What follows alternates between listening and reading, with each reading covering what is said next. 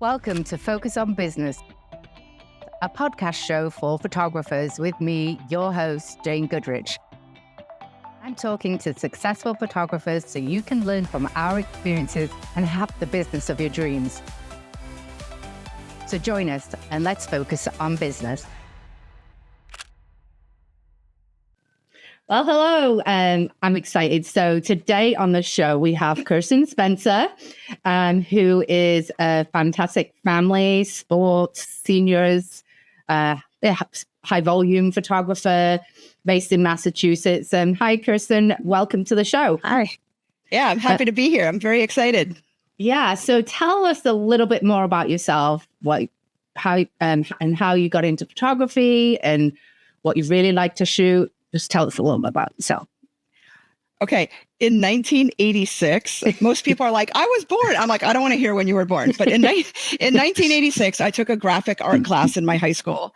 And one of the chapters, it was setting the type to make the prom tickets, like when you actually print each ticket, but like setting all the type and everything. And one of the chapters was photography. And I'm a hands-on learner in general. So I struggle with English, math, science, social studies, all that.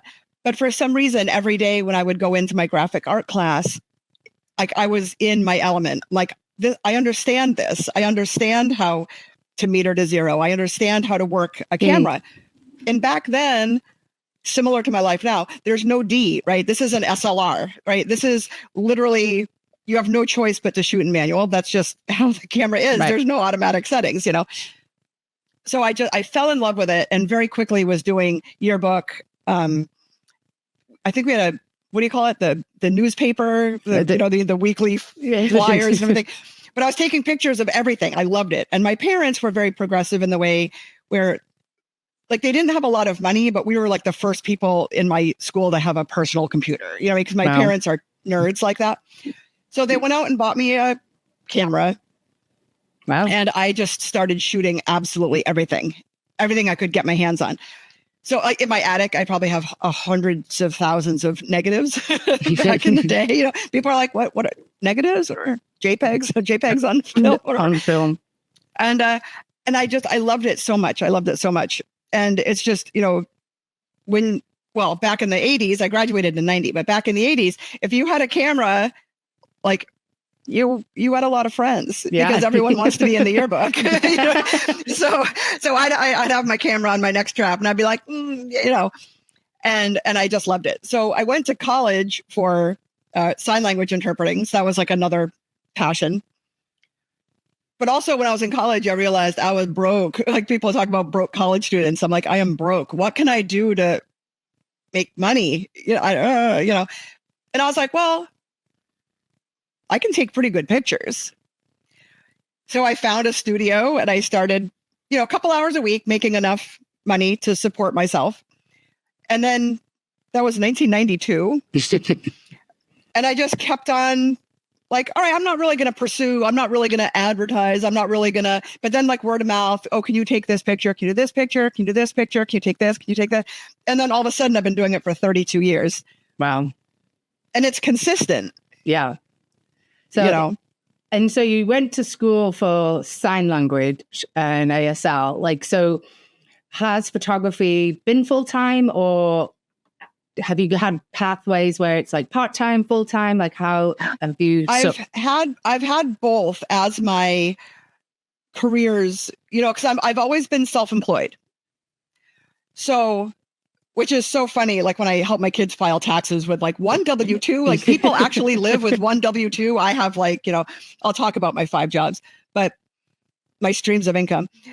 But photography, like when interpreting gets less, like if I work in colleges, usually now I'm in a middle school, but if all of a sudden we go from having, 3 deaf students work, full-time schedule, and now I'm only doing photography, a couple of evenings, weekends. But then all of a sudden there might be a semester with no work, or there might be a semester, one kid taking one class. And now I gotta, because my bills are the same.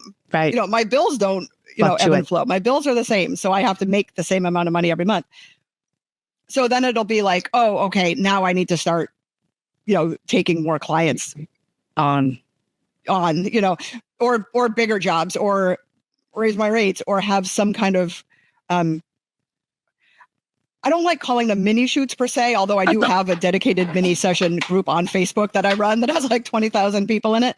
I don't offer that so much, but sometimes like the one I have going right now for the next month, because it was a little slower with my photography as we head into, like, I do a lot of proms and that stuff. Yeah.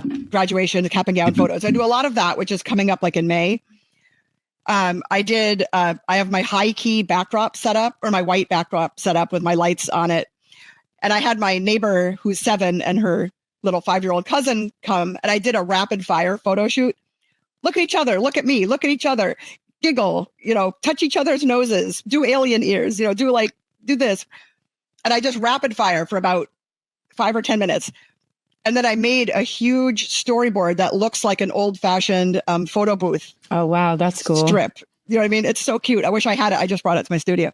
You can see it on my Facebook page or my Instagram, Facebook, my website, whatever. But it was so cute. So I just, you get all the digital images because it's basically just high key, no real editing, just the girls jumping around. And then I'll profit accordingly, where I can maybe get a couple of those sessions and make enough to pay, mortgage, electricity, car insurance. So you have to juggle quite a lot. So you mentioned you have 5 different income streams. So what are those? This year I have 4. Last year I had 5. I think this year I'm getting ready to do my taxes, and I think I have 4. So I always consistently I started interpreting in 94. So this is my 30th year, and then photography in 92. So this is my 32nd year, but I always have my interpreting and my photography. Sometimes this is more, sometimes this is more, sometimes. Then I did open an Etsy store over COVID. Cool. So I don't engage with that as much as I should, but it's one of those things where if for some reason I broke my hands, I don't even know. If for some reason I couldn't interpret anymore, and for some reason photography just went really, really slow, then I could ramp up my Etsy store just to have that stream of income. But every time I do like a sports banner or I do something, I design something that I'm like, oh, I kind of like this, I'll throw it in my Etsy store. Yeah. $5, $7, $10, whatever. Just not a ton of money. But every once in a while, I'll be sitting there, my phone will just be like, cha-ching, and I'll be like, and even if it's $7, like at the end of the month, I usually have between like $150 and $200 in sales every month. It's good. I think that's smart because, like the ebb and even like the seasonality of photography, if you were even full-time photographer, there is seasonality to it. So trying to figure out how you can get alternative income streams. And you mentioned a 4th. What is the 4th? I do my bumper. Oh, the flash bumper. I know what it is, but tell everyone about the bumper.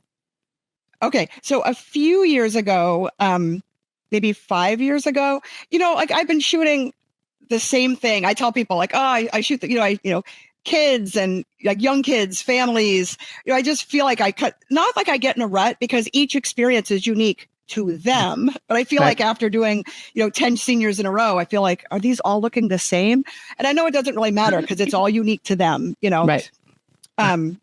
But I feel like sometimes I get in ruts. So one of the things I did was I signed up for I just happened to see on Facebook that there was they travel all over, but they teach off-camera flash. And I've always wanted to learn off-camera flash outside. Like I have a studio and I use flash strobes in my studio, but it scared the heck. Like, how do you even do it outside? Like, where do you plug stuff in? Like, I don't know how to do it. So I signed up for the seminar, and my daughter I taught to take pictures. So she takes pictures also. I dragged her to come with me. She was like maybe 14 or 15 at the time. She's turning 20 next month. And so I went and I learned all about the off-camera flash. I was so excited. You can join their Facebook group, Speedlight Fundamentals Off-Camera Flash. Beginner's Guide to Off-Camera Flash. But anyway, so I went and I was just obsessed. I'm like, oh, this is going to take outdoor work to the next level. How amazing. This is going to be great. And I literally gave them my credit card. I said, tell me what I need to buy. I didn't even know Godox was battery operated. Like, you don't even need to plug anything in. It's all, whatever. And I bring it with me when I shoot outdoor proms, because if I'm doing volume and it's like next, all the pictures look the same because there's just flash. It's all consistent lighting. Yeah. So I gave him my credit card. Tell me what I need, the trigger, the whatever you call it, the receiver, the trigger, whatever. And I bought all the things. In my first session, I had this maternity client and her husband, and she was drop dead gorgeous. And her husband's good looking, and the dress was beautiful. And we met in this field of, wheat, and it's just gorgeous. And probably like 3 seconds into it, the wind blows and my whole thing falls over and whatever. And I was so embarrassed. I just kind of like packed it up and put it to the side. And I'm like, you know what? Forget it. Let's just go. Took pictures, whatever. The following weekend, I was taking pictures of an elementary school, and there's like 300 kids. I don't even know, but they want outside because it's kind of an outdoorsy school, and they want that vibe of being outside. Okay, fine. I have off-camera flash. These are going to be beautiful. The first kid, he was like a year and a half old because it goes from preschool to 8th grade. I sat him down and I went to take his picture, and the flash blew over and smashed it in 100 pieces right before my eyes. And I did have an assistant, but she literally let go of the flash stand to cross off the kid's name, and the light smashed. And everyone's like, was that expensive? And I'm like, yep. So I went home and I just Googled, I need some kind of bumper for my flash, my AD200, because like that was like $345, like $350, and it just broke. And when I found out there wasn't one, I invented one. So yeah, so anyone that's using off-camera flash with that has the so bumper. If you have the AD200, buy my bumper. So it's you can buy it on flashgear.net, Adorama, and B&H. Although I don't know how to advertise it or promote it, so I don't sell many, but well, we'll put the link in the show notes. But you can put the link. I do sell, here and there. That's my fourth job. I used to have a podcast. I don't have a podcast anymore. I miss it terribly. This is fun. Yeah, well, we can have you back on. I love the fact that you have different income streams in COVID. Like it shut down, or not necessarily that. It has to be a global pandemic, which I hope we never have to go through. But like your hands are very important, and your physicality is really important. So you break your ankle, you hurt your wrist, I have to have thumb surgery. When am I going to do that? Right. Having an income stream that's not necessarily photography, I think is really interesting and really key. If you were to travel back in time of your career path, would you do anything differently? Yes. So when I first started, from 92, I think I joined Facebook in 2011 or 12. I was one of the late to the game. So I'm like, oh, I don't want to do that. And then, so and now she has a Facebook groups. And now I have 11 Facebook groups. So, the first, let's just say 10 or 15 years in my business, I didn't have any outside influence on me at all. Mm-hmm. I never even heard of cost of doing business until, 15 years into my career. I was like, what? Are you kidding me? So I feel in a way, photographers nowadays are so blessed to have all this information at their fingertips that I didn't have. So I can remember, my session fee was $50 for 20 years. And that to me is oh, all right, blah, blah, blah. And then I realized that's not covering anything. That's not, you know what I mean? Because if they end up getting my smallest package, I'm not profiting enough. Right. For your time, for my time and my skill. I've been doing this since since 86, technically. Right. And I started getting paid in 92. I'm like, my pictures are consistently good. I'm not the best of the best. I'm not the worst of the worst. But if you want consistently beautiful pictures, yeah, well, they reflect what's on your website, that's what I say to people is don't worry, if they've looked at your website, love your work, and you deliver what is on your website, you're fine, right? You can charge whatever you want. But cost of doing business wasn't maybe it wasn't even a coined term back in the, early 90s, mid 90s. And it wasn't until years. I probably charged that session fee, no lie, 20 years. Yeah. And then my smallest package was probably, $75, $50 or whatever. And then, so it was eye-opening to be oh, so when you do the calculator and you figure out everything, my insurance, I have insurance on all my gear, all that kind of stuff. I'm like, oh, wait a minute. I'm making $5 an hour.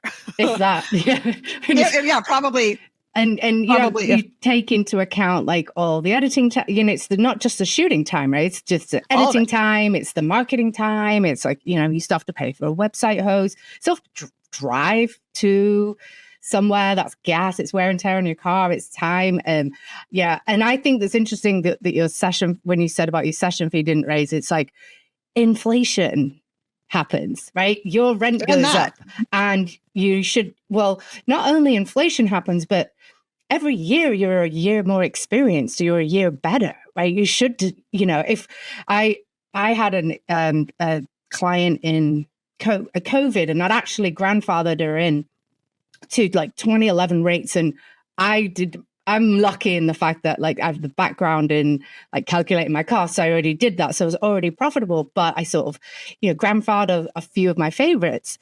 And in 2020, not only, we were an industry really impacted and shut down.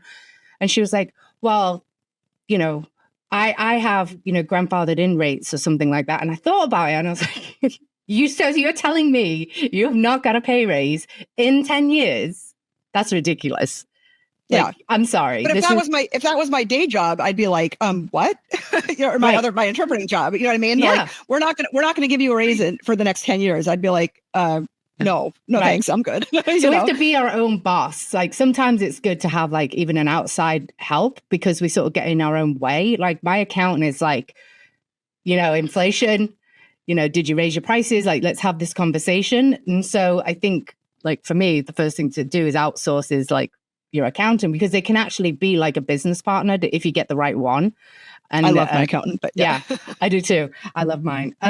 She probably hates me, but I definitely love her. No, mine hates me. I'm like, dude, why do you always call at 5:00 when I'm trying to get my kid to dinner or like 8:00? I was like, and then it's like, why do you call during the day? I'm busy. I'm like, I try and avoid, but he's a great guy. If you were to, you've been in, I'm assuming that you've been in your area for the last 20 years. I started in Massachusetts and then I was in Oregon for 10 years and I did photography there. I just kind of moved, started there and then came back here in 2005. Okay. But I had a newborn.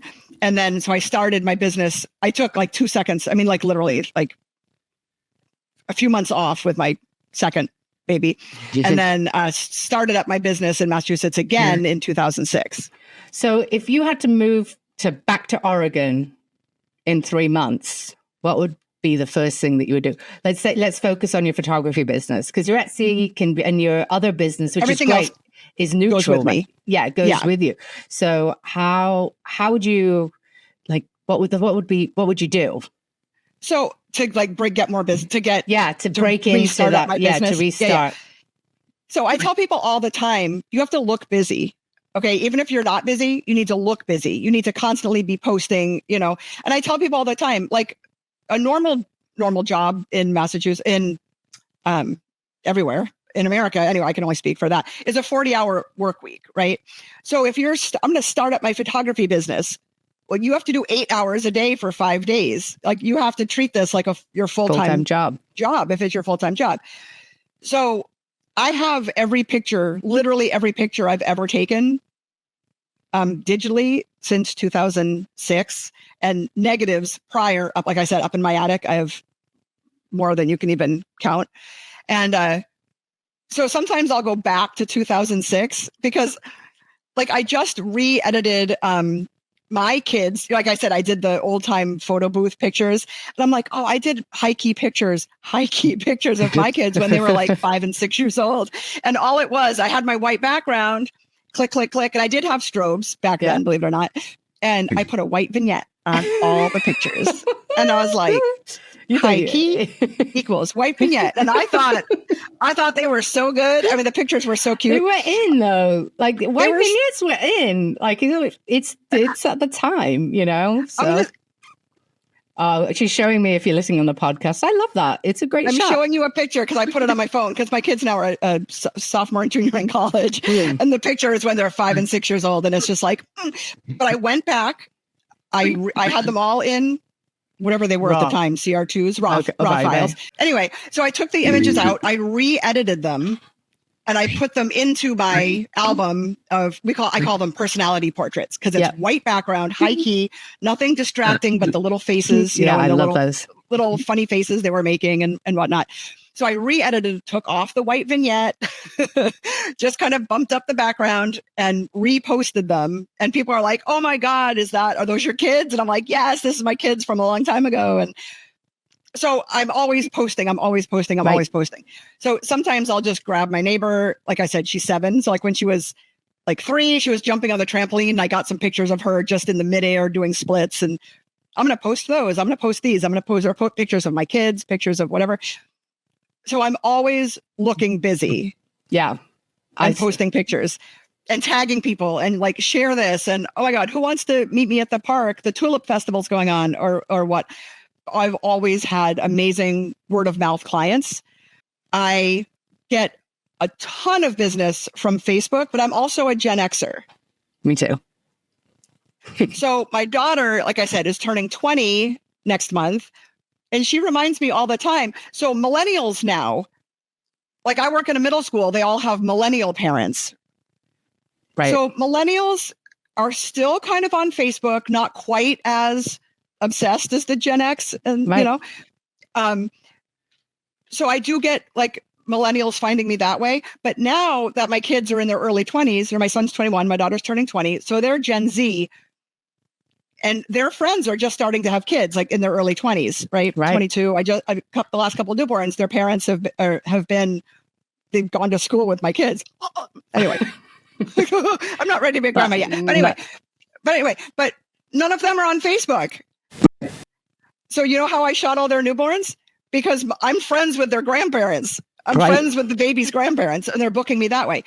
So now I'm trying to kind of like switch gears. I'm still very, very active on Facebook, I've always been active on Instagram. So I do post everything on Instagram. Now I'm starting to make fun little TikToks. Yeah, before it goes away. It ain't going anywhere.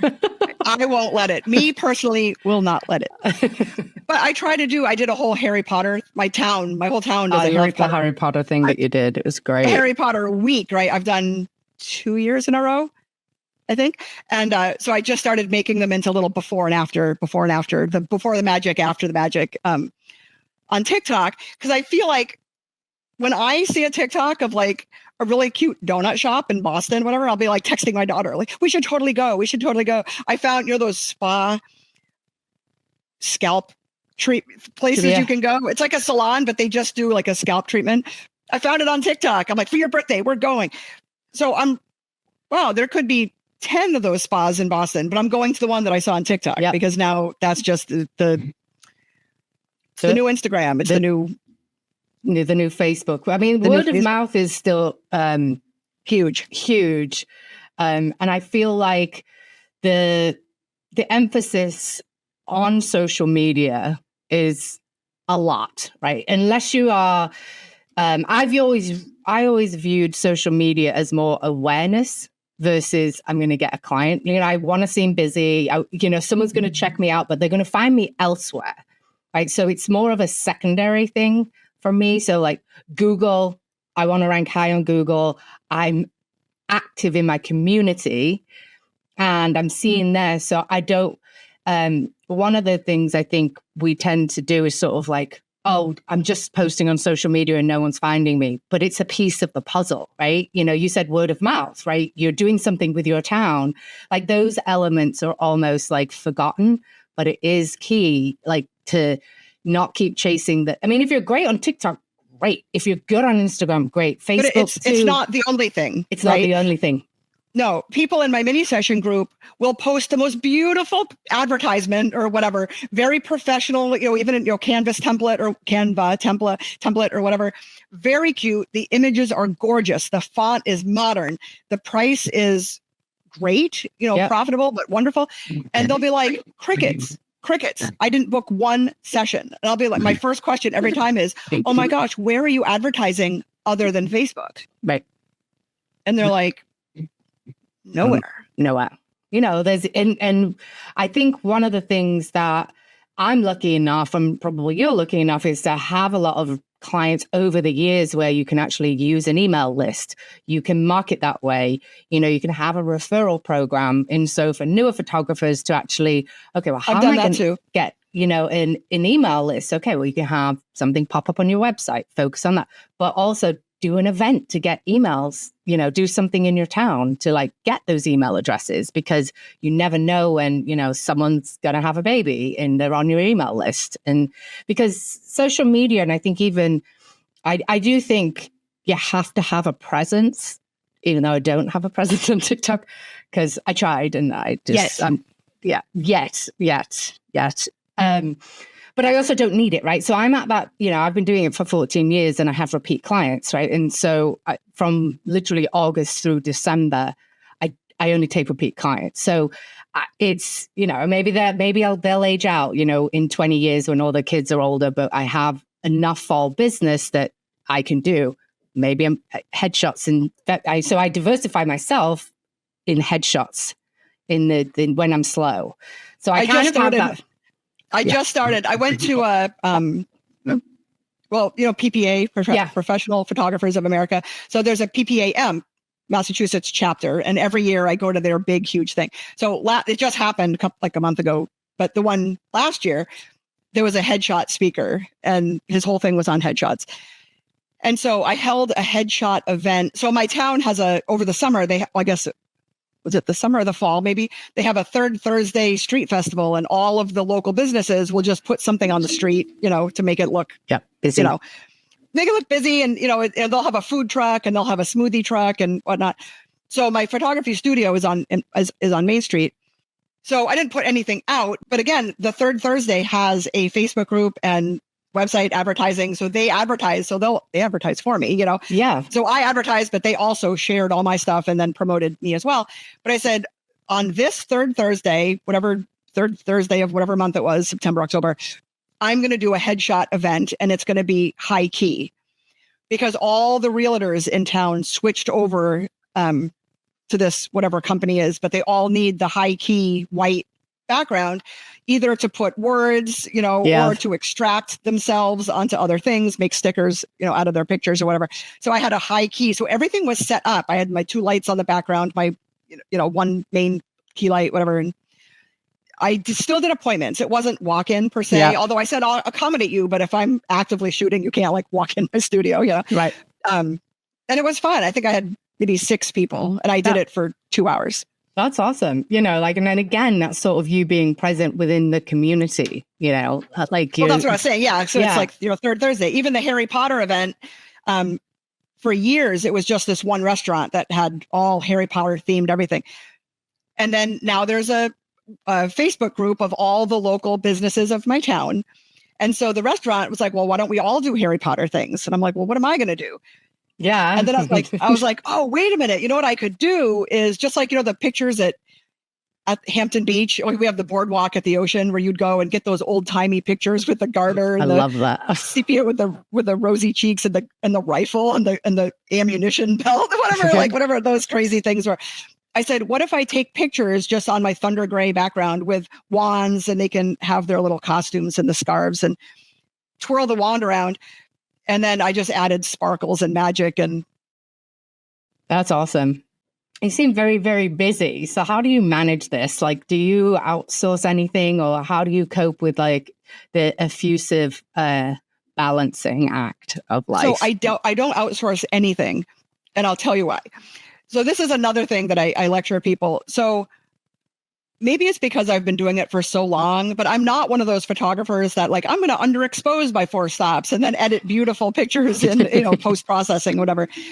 So pretty much everything I do is metered to 0. So even if I had to shoot a sporting event and give you the images immediately afterwards, they're fine.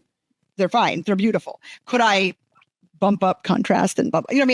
I could, but I don't have to. Like, the pictures are beautiful, and I don't overshoot. I shoot next to a photographer. We'll go to a lot of the same sporting events or whatnot, and I can just hear him like on sport mode or whatever, blasting 40 frames a second. I'm like, how many pictures do you have at the end of this 1 hour basketball game? Oh, 3,000. Wow. I will leave with like 78 pictures. Yeah. Yeah, that's maybe 200 at a, but I shoot with purpose. I will follow and track the athlete and then click right when so I feel like if I ever did an event where all of a sudden I had 5,000 pictures to call, yes, I would outsource. I think that's your background in film, right? So your background in film is you're not going to be, continuously shooting. You're going to shoot with purpose. I had, I think I did have a little bit of an overshooting issue when I first started. And then, I don't know, I was reading something or took a class and they were like, why don't you pretend that you have 72, for this shoot, you're only supposed to deliver 10, but let's just say you have 72 images that you can only shoot. That's the budget for film. I mean, a roll of film was 24 back in the day. You got 24. 3. Yeah, so I'd have 3 rolls of film, right? So right. 72. Yes. And I went out and I did a few more than 72, but it was from 400 down to like 90. And the editing time was so much less. The culling, to be honest, is what was really. I know it's so funny because I never compared it to film, but you're absolutely right. I remember specifically taking my son's 9-month-old pictures because he had just learned how to pull himself up, and he was so cute. And he was wearing these little overalls, and I had black and white films. I knew I wanted black and white, so I had black and white film, and there was 24 images on the roll, and I took all the pictures and. 2 weeks to get them back, right. 2 weeks to get them back. And I must have metered because I knew how to meter to 0 and my color pictures were always beautiful, but the black and white, I must have metered, on a dark versus a light, where I metered, and the pictures were absolute garbage, but it was like, probably $30 to get the film. Wow. And you're like, now he's not 9 months anymore. I had to wait 2 weeks. Now he's walking, Yeah, for real. So next time I'm like, oh, I need to make sure I'm metering to 0, like, on his forehead or whatever the deal is. That's funny. I never really thought about that before. But yeah, so now when I shoot, it's like, I don't want to cull 2,000 pictures. Like, oh my God, like, I don't want to spend I'd rather shoot it, get it right in camera, and then minimal time in front of my computer editing. Agreed. Yeah, I think I tried to relate it as like sort of give yourself a number of images and shoot with purpose. I love that phrasing because it's like you shouldn't be taking 3 million. Although I think this is right around the time I did my film. I call it my film like shoot. I was shooting a headshot for somebody, and it was outside. The guy had light eyes. So I was like, you know what? Yeah, he was a soccer coach. He's probably going to blink a little bit more. It's outside. He has blue eyes. I'm not joking. I think he blinked in like 80% of the photos. It was really, I have clients. I have a couple of clients, at least I know them, by now, but like, I didn't look at the back of my camera because I was like, I was having so much fun. And then I was like, wow, I did not realize he's blinked that much. So I would say if you're going to do the shoot with purpose, just, check the back of your camera for blinks if you can. Well, now there's AI. So now there's generative fill. Lasso the eyes, open the eyes. I don't know. I should do that. Yeah. I mean, but again, that's extra time, right? It's extra time. So yeah, just, again, but that's part of being profitable. If I have to do a shoot, if someone comes at me, my budget's only $150, but this is the picture, this is what I need or whatever, I can be like, oh, okay, this is what I can offer you to still be profitable. Right. I love that. I can definitely be profitable at $150. Absolutely. But you know what? We're going to go to my side yard here. So I don't need to put on shoes. You know what I mean? I can just step outside, and I did prom pictures literally in the road in front of my house because everyone's like, our budgets are really low. We don't want to spend this much money, blah, blah, blah. But this huge group of friends, there was like 30 kids, let's just say, they all wanted prom photos, but they didn't want to spend more than X amount per picture. And I was like, okay, well, here's what I can offer you. There's a really pretty bush down across the street in my, not even down the street. It's like literally in my, across the street. My neighbor said, oh yeah, they can pose in front of this bush, whatever. It's like has purple flowers on it. And no editing. Like these are going to be, they'll be beautiful. And they were beautiful. You can see them on my Facebook page under the prom, photo album. They're beautiful, but they're not edited, and they're shot at 200 millimeter at 2.8. I mean, they're beautiful, but yeah, and I was profitable. I was profitable at $10 an image because if you're not editing and you're not, and I think if you can do the bulk rate and you can basically you just did a mini session, but it was on your terms in your garden, and you knew that location because I'm sure you've shot there before. There was no gas, there was no drive time. It was literally, I walked out of my front door and. Yeah, that's awesome. So we've chatted a little bit about how you cope with the seasonality of you sort of push one job up and push another. Is there any other things that you do to sort of you've been doing this a while, what seasons are going to be busy? How do you, is it the passive income that you've decided that's going to, I'm not passive because you're actually doing something, but the Etsy store, tell us about how you cope with sort of the ups and downs of the photography year. So the biggest gap was COVID, right? Mm-hmm. So one of the first things I did, because I was I've been single since 2005, right? So I have no partner, second income, right? Yeah. I got 4 incomes, but they're all me, right? I rely on myself. So over COVID, I was guess what? In 3 weeks, my mortgage is due, regardless of the world shutting down. Right. My mortgage is still. So one thing I did was, like I said, I keep everything. I have every raw JPEG, edit, everything I've ever taken in the cloud, right? I have a dozen external hard drives, and then I also use CrashPlan. So one of the things I did was I made a cute little flyer. I'm like, did you leave something behind? And I had cute pictures of kids that are now teenagers from either their newborn session or a little toddler picture, or maybe at the time a parent didn't buy it because they were maybe they were making a grumpy face or crying or something. And the parent just wants to get the big smiles and this and that. But I don't delete anything.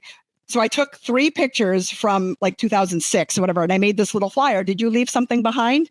You can purchase images now. Instead of $45 a piece, they're now $25 a piece, but only between 2005 and 2017 or something. Because I didn't want my clients just from a year ago. They'd be like, well, wait a minute, nope, these are just past images. And so I ended up making enough that month to pay all my bills, let's just say. So I always have little things up my sleeve that I can be little ideas. I don't know if you remember at the beginning of COVID, and actually, I think it was before. Oh no, COVID was definitely, this is the end of March, maybe. So we were definitely in shutdown. A friend of mine has a Easter bunny suit and a Santa suit. So I called her up and I said, hey, can I borrow your Easter bunny suit? And she's like, yeah, go, whatever. And I said to my daughter's like, I'm not going to wear that. I'm like, your face is going to be covered. No one's going to see you. I won't tell anyone it's you, I said, put it on and I'm going to take a picture of you in the Easter bunny thing holding a frame. And that way, because the mall is shut down and there's no Easter pictures, I can have people send me their Easter pictures from their phones and Photoshop them into the frame with the bunny. And that way, if they're doing some scrapbooking or whatever, there's no gap year for COVID. It's not going to be devastating, and I'll give you half. I'll put it in my Etsy store. And, if we make $100, I'll give you 50. And she's like, oh, well, okay. All right, I'll do that or whatever. And this is the day before Easter. And I'm like, I wish it was the week before Easter, but I didn't think of it. It's the day before Easter. And we went out and I took probably 3 or 4 pictures of her and it started raining. Oh no. I'm like, all right, you know what? Forget it. Let's just get in the car. She was complaining. I mean, she was being a good sport, but she was like, Mom, it's raining. I can't see out of these eye holes, whatever. We jumped back in the car and and it was in front of a beautiful forsythia bush. And I uploaded them into my Etsy store. And for 2 seconds, I started advertising for my clients. When you wake up Easter morning, send me a picture of your kids and I'll put it in this frame, $25. You get the digital copy. And then all of a sudden, my friends were like, well, wait a minute, can I buy that? Can I buy that off you? That's awesome. Can I buy that? I want to do that with my clients. And I was like, oh, I'll put it in my Etsy store for other photographers. Like I said, I have 10 Facebook groups, one for dance, one for mini sessions, one for, whatever. And all of a sudden it was like, cha-ching. My phone would be like, cha-ching, cha-ching. I said to my daughter, $500. And she's like, do I get 250? And I said, yeah, you get 250, girl. Let's bring it, Yeah, now she's going to be Santa. She's going to be, all this stuff. Yeah. So now she's like, ooh, girl, And like I said, the world had just shut down at this point, and I don't even have a savings account. Like, you know what I mean? Like, I'm 51 years old, and I'm like, ugh. So this was like, oh, this is going to be next month's mortgage. Rent. You know what I mean? I was getting excited. So long story short, in 24 hours, I made $13,000. Wow. That's amazing. And then I immediately needed a new roof, which was $14,000. Oh no. But like my mom said, at least you had the $14,000 to give. You know what I mean? Like, what would I, So I don't tell people about my roof. I don't really tell people, but my daughter is like, 6,000. I said, no. I'll give you $500 and then you're going to leave me alone because I got to pay. Mama's got to pay some bills here. Or whatever. But she was happy with her $500 and I was happy with, but as a photographer, and I always I call myself full-time because, by the shoots on the weekends and editing and social media and all that kind of stuff, I work a 30-hour work week with my photography, even though I work a 30-hour work week with my interpreting. But it's at my leisure, you know what I mean? So it's not like I'm in a cubicle, you know what I mean? I can post and do things and a minute here, 5 minutes there, 10 minutes there, and make it work. But the point is my brain is always tick, tick, tick, tick, tick, tick, tick, tick, tick, tick, tick, tick, tick, thinking of other ways. How can I profit off this? How can I, what can I do to... I love that. And I think that that's partly being creative, of being, like always wanting to do like and that's why what makes you a great entrepreneur, right? You're like thinking and, it's funny you say that about being bored with like shoots and doing things. And like, it's the same thing with me. Like I have like a location. I'm like, I'm not shooting that location with that family because I don't like doing the same location with the same family. Or, or like with Pixella, I was like, okay, I'm going to challenge myself. And I think that that's what makes you a success in photography, because you're constantly wanting to learn and do more versus I'm just going to stay the same. And, like my wedding photography.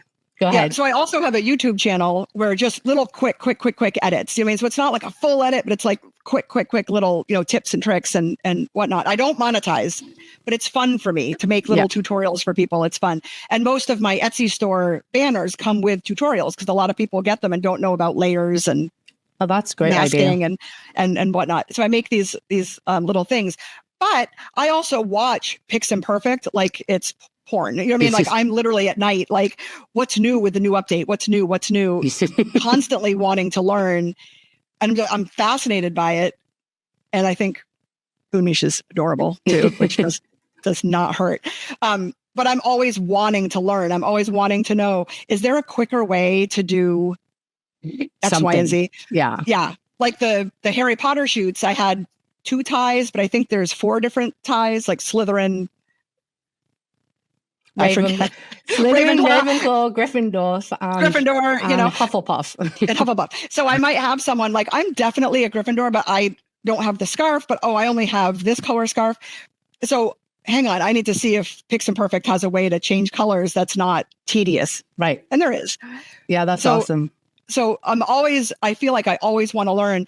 But when, a lot of times when I talk to people just starting their businesses and they'll like do one shoot and it's kind of irrelevant or they'll make a flyer for mini shoots, but they don't hire a model and do sample photos beforehand. It's like, you have to show people what they're getting, even if it means renting the costume twice or renting the backdrop twice or I mean, also there's sort of like a missing piece too. It's like, you know what? I'm sure that like your local mom group admin has a child that you could form a relationship with them, get them as the kid model. They get photos, they rave about you. I don't think you need to do them like all these model calls, because you can get out there in your local business and the people that serve your ideal client, like say, for example, headshots, and you're starting out and you need to do headshots.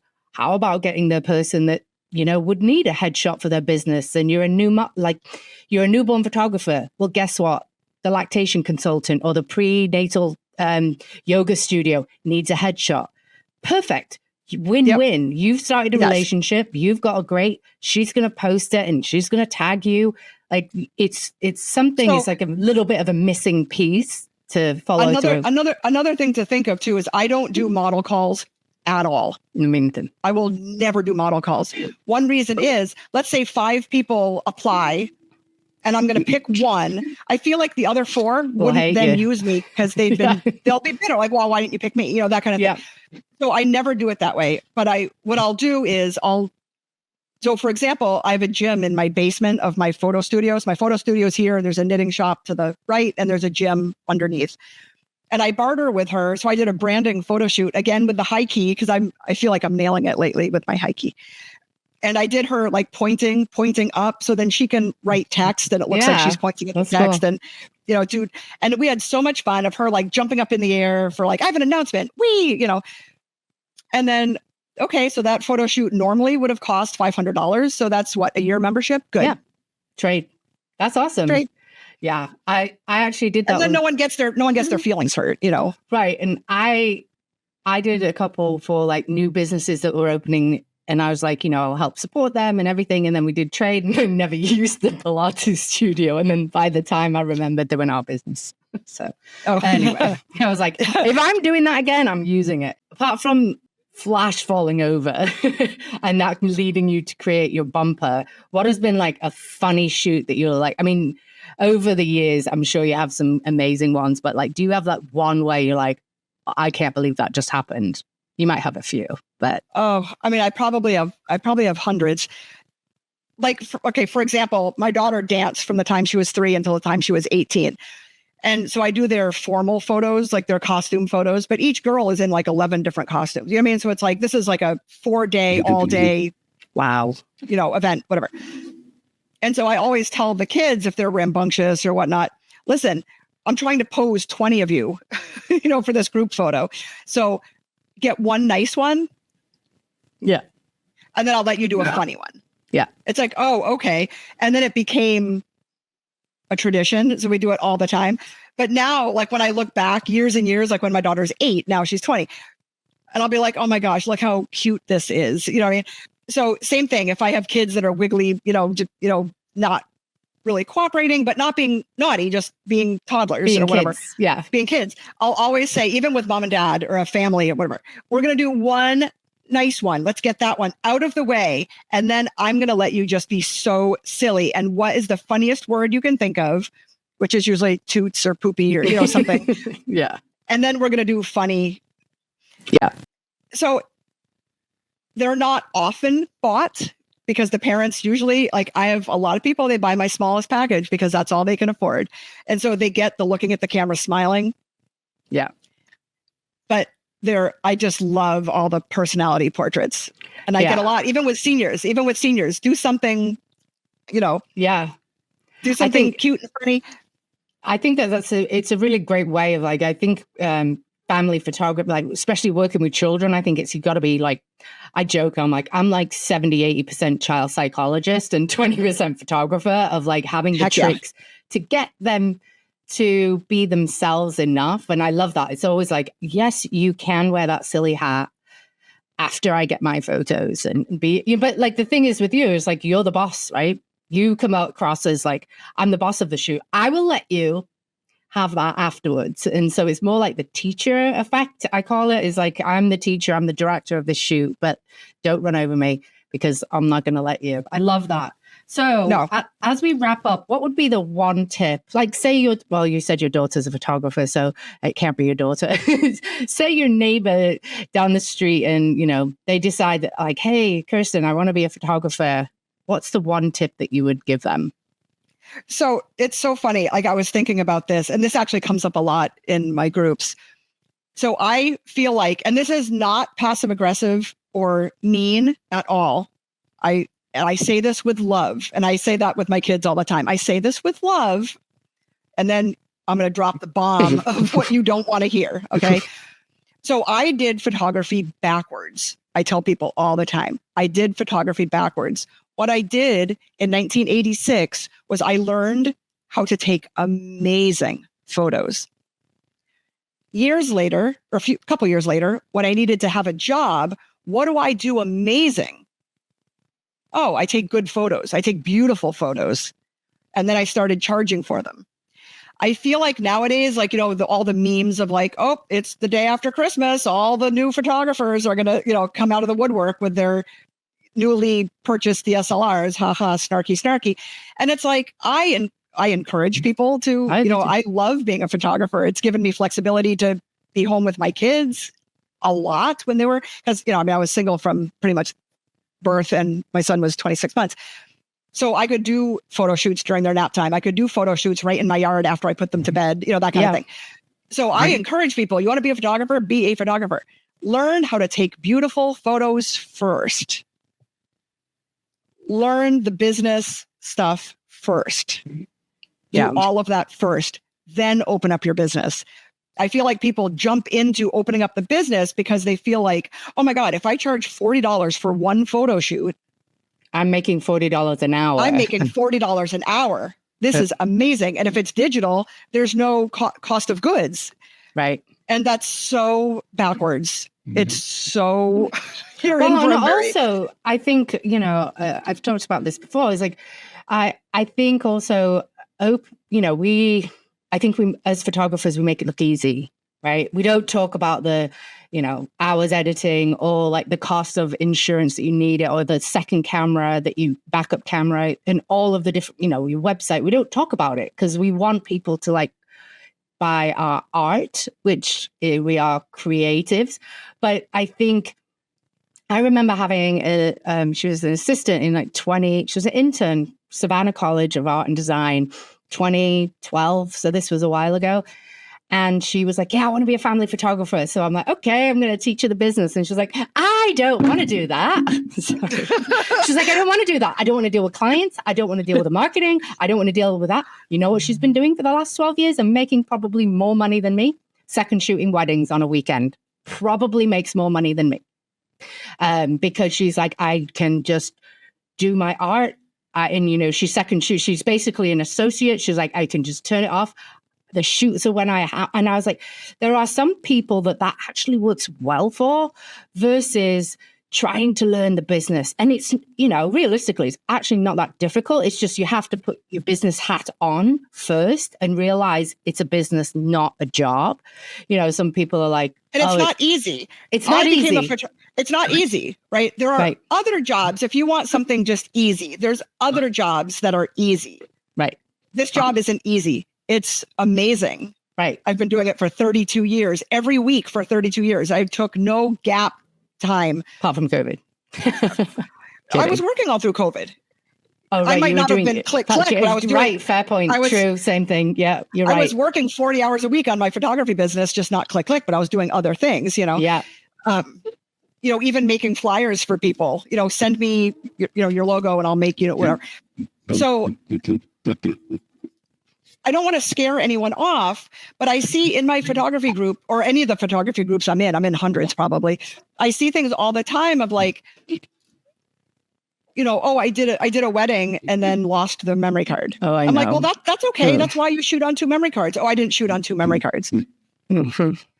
Every time I say, if you don't have a camera that shoots on 2 memory cards or you're not shooting on 2 memory cards, you have no business being a professional photographer. And that gets a lot of people really fired up. Especially something that can't be replicated, right? So, if you're starting out and you're doing I agree, but I still think like if you're doing a family shoot that is a friend and you're starting out, you can replicate that. But like weddings and like bar mitzvahs and it's like newborns. Yeah. Newborns. And I even think with, and an event like newborn, you probably, if you realize, oh, my memory card's corrupt and you probably could, but like that new mom does not want to be coming back into your studio and you've sort of missed it and, no way. But so here's a quote that I got in 1996. 1998. I had just gotten married and divorced now, but I was at his dentist, my husband's dentist, which is now my dentist. And he's giving me the exam and whatever. And he's like, you don't actually have to floss all your teeth. I don't know if you knew that or not. You don't have to floss all your teeth. And I was like, oh, you don't? And he's like, no, you only need to floss the ones you want to keep. So So don't waste your time. Just floss the ones you want to keep, and then you don't need to floss anything else. And that was so profound to me because I was already a photographer in 96, and I was like, you know what? I have a feeling that this quote is going to stay with me because it was profound on a million different levels. And so when I'm giving a talking to new photographers, or I'm doing a keynote speaker for something or whatever, I talk about, you don't need to shoot on 2 memory cards every time, only the shoots that you wouldn't want to have to redo. Right. Should something happen. Yeah, I like that. Wow. But even if you're shooting a friend who has a 2-year-old and a 4-year-old and a husband that doesn't want to be there, which let's face it, none of them do, right? And then to say oh, I know you did this as a favor and I'm just starting out, but the memory card was corrupt, or I don't know what happened, or I lost the memory card, or it went through the wash in my pocket and whatever. We need to do that all over again. Yeah. I mean, it can really damage your reputation. I mean, it can damage. Yeah, I mean, I could talk about this all day long because it's we won't. But yeah, have a plan. So basically, try to make sure that you have memory card, dual card slot, and use the dual card slot on your camera. That's another thing. People don't use the dual card slot, and also have a system where you are backing up your images because, and again, in these groups is I just shot a wedding. I shot a wedding. I don't have my computer crashed and the bride's computer crashed. They're gone. Have a backup plan, please. I mean, I just had a client reach out, talk about cringe when you look at old photos from 2011. And she's like, we just had a house fire and, everything's gone. And so I'm like, I have them. Here you go. It took me about half an hour. I sent them because I'm on a different gallery system now. So it wasn't saved on the gallery system, not because I have unlimited on Pixello, but there you go. I didn't look at them. No. I looked at them and I said, don't you, and also, why did you send them 4 different edits of each photo? I did charge enough for it, but 4 different edits of each photo. And the total number was 760 images. I was like, okay, what were you doing back then? So I was like, I'm not going to re-edit. I'm just going to send them. And I did. And I was very proud of myself. I also don't charge for that because I don't charge for that. I mean, they've had a house fire. Come on. Nope. It's, anyway. So as we wrap up, tell our audience how we can find you. We will put it in the show notes in the details. So, but just tell us how we can best find you. So I think every single thing I am is under Kirsten Spencer Photography. Okay. You think Facebook is Kirsten Spencer Photography. Instagram is Kirsten Spencer Photography. TikTok might be Kirsten Spencer Photo, but it's something similar. YouTube is, I think I just changed it to Kirsten Spencer Photography. My Etsy store is Dance Tog, which nice. That makes me cringe. But at first it was only dance related stuff. And then I was like, oh, sports, this, that. But then so many people know Dance Tog, and I have so many repeat customers come back to my store that if I change it, I don't know if it would get redirected, but I wish it was. We all do those things. Yeah, we all do those things, but why not? It would probably get redirected, but why not? It's not something. I don't know. It's a store. It's Dance Tog. It's there. I don't have a ton of stuff, and everything is $5, whatever. But if you wanted to just peek and see what I sell, and you can get get ideas for what they can sell, swirling of what you can sell.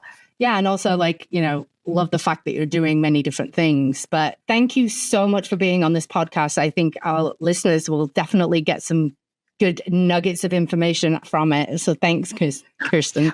I have one more. Okay, one more nugget, and you can even delete this, whatever, off the podcast and leave it on the thing, whatever. But this is going to be it's a very long story, but I'm going to shorten it to 10 words or less. My daughter's camera bag was stolen at an event she was shooting at the university sporting event that she shoots for.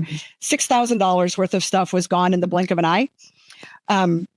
They recovered the bag because it had a tile in it.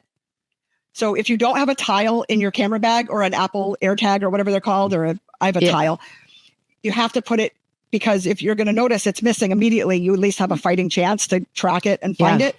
But the other thing I did is I just bought, she ended up getting the camera back because there was footage on an athlete stole it like an idiot, and we got it back. But anyway, I just bought a camera strap that has a little tiny pouch in it, which I'm assuming is for memory cards. Yeah. Yeah. And a tile fits in it perfectly. Oh, so now I have it on my camera strap hidden. So if anyone were to walk away with my camera and I knew right away, I could. Interesting. The long story I do have on TikTok. I'm telling the long story of how to protect yourself. But just like I always say, shoot on 2 memory cards, protect yourself, have a tile in your camera bag and on your camera. Yeah, especially on events when you're actually having to walk around and your camera bag isn't there. That is a great tip. Thanks, Kirsten. We really, really appreciate it. This was fun.